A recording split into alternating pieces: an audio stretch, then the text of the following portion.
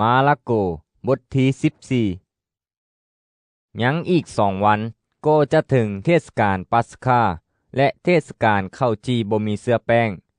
พวกหัวหน้าปุโรหิตและพวกธรรมจารย์ต่างก็คิดหาอุบายจับพระเยซูเจ้าเพื่อจะสังหารพระองค์คือพวกเขาเว้าต่อกันและกันว่าพวกเขาบ่ต้องเฮ็ดในยามเทศกาลบ่ดังนั้นประชาชนอาจจะลุกฮือขึ้นก็ได้ในเวลาเดียวกันนั้นพระเยซูเจ้าได้เข้าไปที่เฮือนของซีโมนชายที่เป็นโรคขี้ทูตในบ้านเบธธานีขณะที่พระเยซูเจ้ารับประทานอยู่นั้นก็มีหญิงผู้หนึ่งถือเต้าหินขาวซึ่งบรรจุน้ำมันหอมชนิดหนึ่งราคาแพงหลายเข้ามาหาพระองค์แล้วหักคอเต้านั้นและถอกน้ำมันหอมหดส่งหัวพระองค์มีบางคนในที่นั่นเคืองใจจึงเว้ากันว่าเหตุใดจึงเฮ็ดให้น้ำมันหอมนี้เสียไปละล่ะถ้าขายก็คงได้กว่า300 เหรียญเงินเพื่อเอาไปแจกให้คนยากจนแล้วพวกเขาก็ตำหนิติเตียนหญิงผู้นี้อย่างหนักแต่พระเยซูเจ้ากล่าวว่าสร้างนางเถาะพวกเจ้ากวนใจนางเฮ็ดหยังนางได้เฮ็ดสิ่งที่จบงามแก่เฮาแล้วพวกเจ้าจะมีคนยากจนอยู่กับพวกเจ้าเสมอและพวกเจ้าช่วยพวกเขายามใดก็ได้แต่พวกเจ้าจะบ่มีเฮาเสมอไปนางเฮ็ดเท่าที่นางเฮ็ดได้นางถอกน้ำมันหอมใส่ห่างกายของเฮาเพื่อเตรียมการโปงศพของเฮาล่วงหน้าบัดนี้เฮาบอกพวกเจ้าตามความจริงว่าทุกบ่อนทั่วโลกที่มีการประกาศข่าวประเสริฐสิ่งที่ยิ่งผู้นี้ได้เฮ็ดจะเป็นที่เลืองลือกันไปเพื่อระลึกถึงนางแล้วยูดาห์อิสกาลิโอตคนหนึ่งในพวกสาวก12 คนก็ได้หนีไปหาบรรดาหัวหน้าปุโรหิตเพื่อจะมอบพระเยซูเจ้าให้พวกเขาบรรดาหัวหน้าปุโรหิตดีใจหลายที่ได้ยินเรื่องนี้และสัญญาว่าจะเอาเงินให้ลาวดังนั้นยูดาห์จึงซอกหาโอกาสอันดีเพื่อจะมอบพระเยซูเจ้าให้พวกเขาในวันหนึ่งของเทศกาลข้าวจีบ่มีเสื้อแป้งคือวันที่พวกเขาฆ่าลูกแกะเพื่อจัดแจงอาหารปัสกาบรรดาสาวกของพระเยซูเจ้าได้ถามพระองค์ว่าท่านยังให้พวกข้าน้อยไปจัดแจงอาหารปัสกาสำหรับท่านอยู่ที่ใดฉะนั้นพระองค์จึงใส่สาวก2 คนในพวกเพิ่นไปโดยสั่งว่าจงเข้าไปในเมืองจะมีชายคนหนึ่งแบกไหน้ำมาพบพวกเจ้าจงตามผู้นั้นไปเล่าจะเข้าไปในเฮือนหลังใดจงเว้ากับเจ้าของเฮือนนั่นว่าอาจารย์ถามว่าห้องที่เพิ่นกับพวกสาวกของเพิ่นจะกินอาหารปัสกาอยู่ไสแล้วเจ้าของเฮือนก็จะซี้ให้พวกเจ้าเห็นห้องโถงใหญ่อยู่สั้นเทิงที่ตบแต่งไว้เหี้ยมห้อยแล้วที่นั่นแหละพวกเจ้าจงจัดแจงทุกสิ่งเตรียมไว้สำหรับพวกเฮาสาวก2 คนจึงได้ออกไปและได้เข้าไปในเมืองพวกเพิ่นได้พบตามที่พระเยซูเจ้าได้บอกไว้ทุกประการและพวกเพิ่นก็ได้จัดแจงอาหารสำหรับปัสกาเมื่อถึงตอนค่ำพระเยซูเจ้ากับพวกสาวก12 คนก็เข้ามาเมื่อพวกเพิ่นกำลังรับประทานอาหารอยู่นั่นพระเยซูเจ้าได้กล่าวว่าเฮาบอกพวกเจ้าตามความจริงว่าผู้หนึ่งในพวกเจ้าจะทรยศเฮาคือผู้หนึ่งที่ห่วมผ้าเข่าอยู่นำเฮานี่แหละพวกสาวกต่างก็เป็นทุกข์ใจหลายและถามพระองค์เทื่อละคนว่าท่านคงบ่หมายถึงข้าน้อยแม่นบ่พระเยซูเจ้าทรงตอบว่า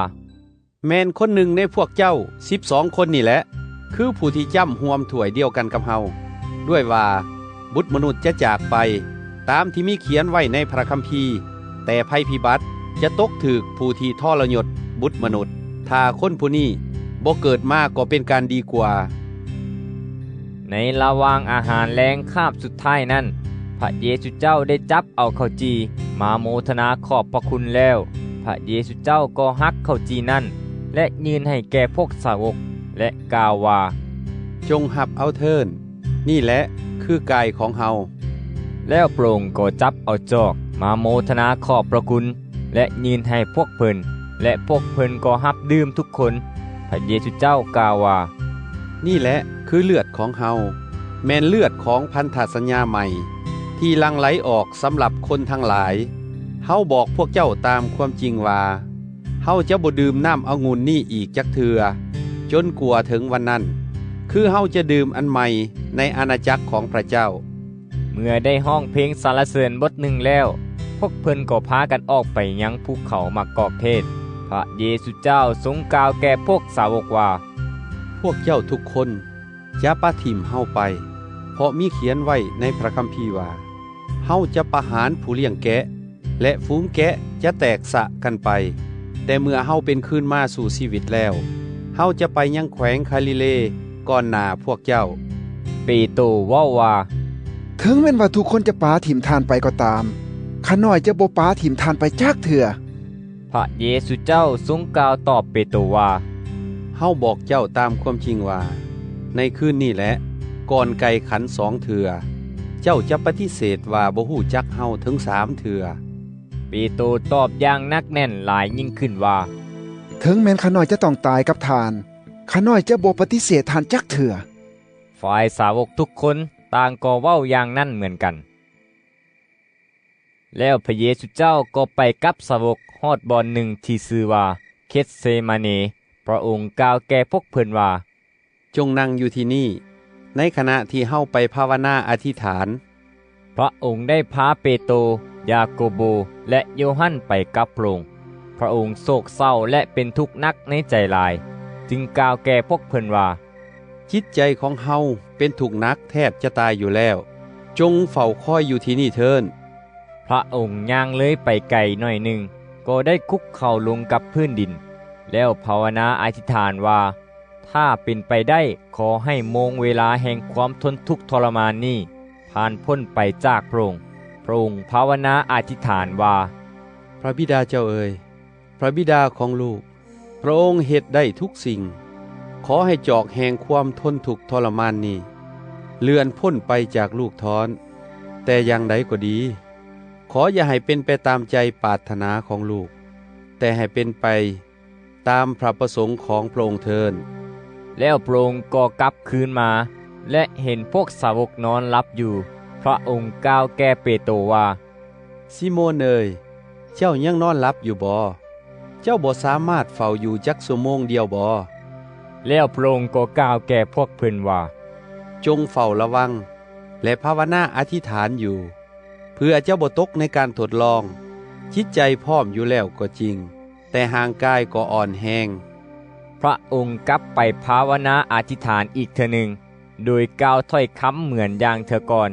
เมื่อพระองค์กลับคืนมาหาพวกสาวกก็พบพวกเพิ่นนอนหลับอยู่พวกเพิ่นบ่อาจมื้นตาขึ้นได้เลยและบ่ฮู้ว่าจะเว้าอย่างใด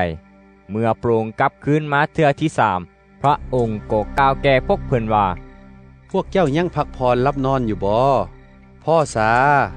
เวลามาถึงแล้วเบิ่งแม่บุตรมนุษย์กำลังจะถูกมอบไว้ในกำมือของคนบาปทั้งหลายจงลุกขึ้นพากันไปเถาะเบิ่งแม่คนที่มอบเฮาไว้ก็มาที่นี่แล้วเมื่อพระเยซูเจ้ากล่าวยังบ่ทันขาดคำในทันใดนั้นยูดาห์ผู้เป็นสาวกคนหนึ่งในพวกสาวก12 คนก็มาพร้อมกับประชาชนจำนวนหลวงหลายทั้งถือดาบทั้งถือไม้ค้อนพวกหัวหน้าปุโรหิตพวกธรรมจารย์และพวกเฒ่าแก่ได้ใส่คนเหล่านี้มาผู้ที่ทรยศต่อพระองค์นั้นได้ใส่สัญญาณบอกแก่พวกเขาว่าขอจูบคำนับผู้ใดแม่นผู้นั้นแหละจงจับกลุ่มตัวเอาไปรักษาไว้ให้ดีพอยูดาห์มาฮอดเขาก็ยับเข้าไปใกล้พระเยซูเจ้าทันทีและเว้าตอบพระองค์ว่าพระอาจารย์เอ๋ยแล้วลาวก็จูบพระองค์อย่างหักแพงดังนั้นพวกเขาจึงคั่วจับพระองค์และจับกลุ่มพระองค์ไว้แต่มีคนหนึ่งในจำนวนคนที่ยืนอยู่ในที่นั้นซักดาบออกฟันคนหับไส้คนหนึ่งของมหาปุโรหิตถึกหูขาดเบื้องหนึ่งพระเยซูเจ้าก็กล่าวแก่พวกเขาว่าพวกเจ้าถือดาบถือไม้ค้อนออกมาจับเฮาเหมือนดังจับโจรซั่นบ่ทุกวันเฮาอยู่กับพวกเจ้าและได้สั่งสอนในพระวิหารและพวกเจ้าบ่ได้จับเฮาแต่เกี่ยวกับเรื่องที่เกิดขึ้นนี้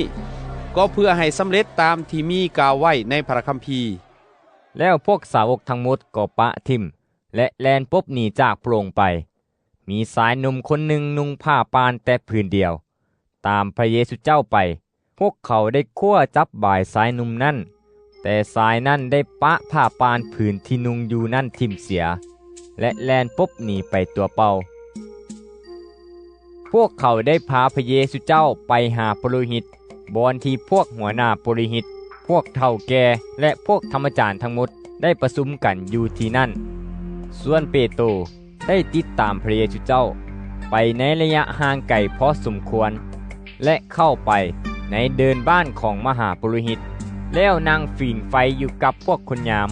พวกหัวหน้าปุโรหิตและพวกสมาชิกสภาได้หาหลักฐานมาต่อสู้พระเยซูเจ้าเพื่อจะฆ่าพระองค์เสียแต่หาหลักฐานบ่ได้ด้วยว่ามีหลายคนกล่าวคำพยานตัวต่อสู้พระองค์แต่คำเว้าของพวกเขาขัดแย้งกันเองต่อมามีบางคนยืนขึ้นกล่าวคำพยานตัวต่อสู้พระองค์ว่าพวกเขาได้ยินเล่าเว้าว่าเขาจะมั่างพระวิหารหลังนี้ที่สร้างด้วยมือมนุษย์และหลังจาก3 วันเขาจะสร้างหลังหนึ่งขึ้นไหมที่บ่ได้เฮ็ดด้วยมือมนุษย์ถึงปานนั้นคำพยานของพวกเขาก็ยังบ่ถูกต้องกันมหาปุโรหิตจึงได้ลุกขึ้นในท่ามกลางที่ประชุมและถามพระเยซูเจ้าว่าเจ้าบ่มีหยังบ่ที่จะแก้คำกล่าวหาที่คนเหล่านี้กล่าวต่อสู่เจ้าแต่พระเยซูเจ้ามิดเงียบอยู่และบ่ตอบอย่างจักคำมหาปุโรหิตจึงถามพระองค์อีกว่าเจ้าเป็นพระคริสต์พระบุตรของพระเจ้าผู้ทรงเกียรติยศบ่พระเยซูเจ้าตอบว่าเฮาเป็นผู้นั่นแหละและพวกเจ้าจะได้เห็นบุตรมนุษย์นั่งที่เบื้องขวาของพระผู้ทรงฤทธิ์อำนาจยิ่งใหญ่และกำลังลงมาในเมฆแห่งฟ้าสวรรค์มหาปุโรหิตผู้นั้นได้จีกเสื้อรามของตนและกล่าวเสียงดังว่าพวกเขายังจะต้องการพยานอันใดอีกเจ้าทั้งหลายก็ได้ยินคำเว้าหมิ่นประมาทข้าเจ้าแล้วเจ้าทั้งหลายจะตัดสินใจอย่างไรที่ประชุมทั้งหมดจึงลงมติว่าพระเยซูเจ้าต้องถูกโทษประหารชีวิตมีบางคนในพวกเขาได้ตั้งต้นทมน้ำลายใส่พระเยซูเจ้าพวกเขาเอาผ้ามัดตาพระองค์และทุบตีพระองค์พวกเขาเว้าต่อพระเยซูเจ้าว่าช่วยเบิ่งดูว่าแม่นผู้ใดตีมึงแล้วพวกทหารยามก็รับเอาพระองค์ไปตบตีและเอาไม้แส้เฆี่ยนพระองค์ขณะที่เปโตรยังอยู่ทางลุมที่เดินบ้านนั้นมีสาวไส้คนหนึ่งของมหาปุโรหิตย่างมาเมื่อนางเห็นเปโตรนั่งฝิ่งไฟอยู่นางก็จ้องตาเบิ่งเพิ่นและท่วงว่า